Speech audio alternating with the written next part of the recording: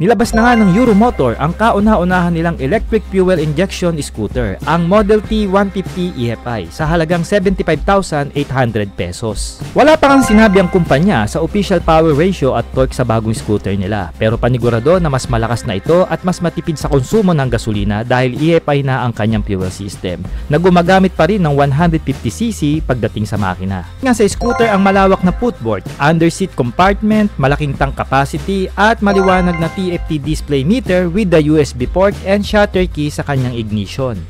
In wheels, 14 inches pa rin ang gamit nito na may street tire na goma at binubuo ng telescopic fork at single shock sa kanyang suspension system with the disc and drum brake sa preno. Modernized nga ang design ng ilaw ng Model T 150 na made in LED. May seat height naman ito na umaabot sa 770mm at bigat na around 110kg in wet weight. At meron nga itong 4 na bagong kulay na pagpipilian. Just came in!